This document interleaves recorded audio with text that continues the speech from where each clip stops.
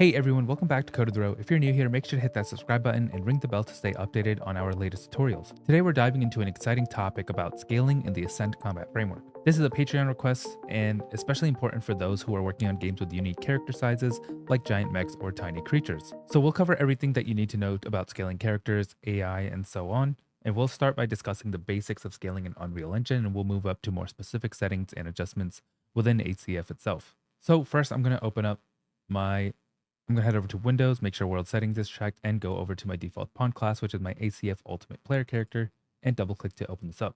So when you have your ACF player character selected, you'll see that there are different scales that you can do, and the only one that we really need to focus on is the mesh over here. So as you can see, when I have the mesh, I'll be able to transform this as well.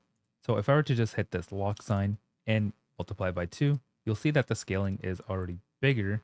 And essentially what you also want to do in terms of scaling is fix these cameras. So for example, for the inventory stuff, you would push this out just so you can get a whole overview of your character.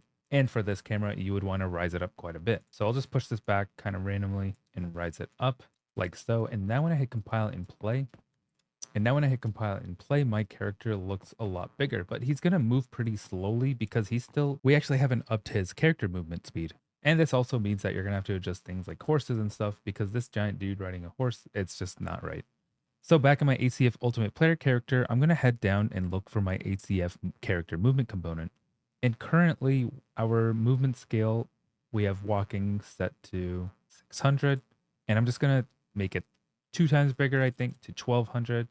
And then for the jumping and falling, maybe I'll do something double that. So 840. And I'll just change all my variables by 2 because I set my scale of the mesh to be 2 times bigger. And you can just type in speed in the search in order to find all the details that you need. So there's going to be locomotion states. That's also going to be a factor of our max speed. So I'm just going to double these as well. So 750 times 2 is going to be 1500. Then swim speed will go to 600. This will be 1600. And if you're using controller, you want to change them in analog walk speed.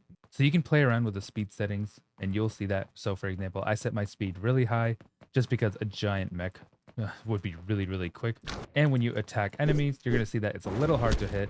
So I kind of need those downwards only because my swords just need to be able to hit them. And when I regularly swing at them, it just goes over them. And when they hit me, it's all going to pretty much act the same no matter where they hit me because now I'm a bigger target. So it's easier for them to hit me. So now I'm going to scale one of these guys up and their movement speed's not going to be any faster. I'm just going to scale them up just to show that we can damage their mesh. He's actually bigger than me. Nice. He missed. And yeah, so for scaling, the main important parts that you really need to affect are the speed section of your character movement speed, your actual mesh itself. So scaling this up. So the actual skeletal mesh that you're using and scale this up. And then you would also want to maybe, I guess if you're going to do vaulting, you can put this upwards just so your character will have their hands on the proper location and kind of just make sure everything is the proper ratio when you scale upwards. So moving your camera back is a big one and making sure your inventory camera component is a lot forward. And you also want to make your capsule collision probably sizing in your character. So I could do like 200, maybe by 60. And then I can just scoot everything down by left clicking and just making sure it aligns with the foot here. And of course, when you do make your capsule component bigger, this also means you need to move your player start higher. Because if I started my player start here, like a regular character, then there is a chance for me to just spawn in the ground. But yeah, I personally just like to move it higher. Let me try actually moving it lower. So yeah, you might spawn like this if your player start is too low. But yeah, as soon as you just leave it higher, click play, then you'll be fine. And I probably did it too high. And everything works the exact same. You're just a lot bigger.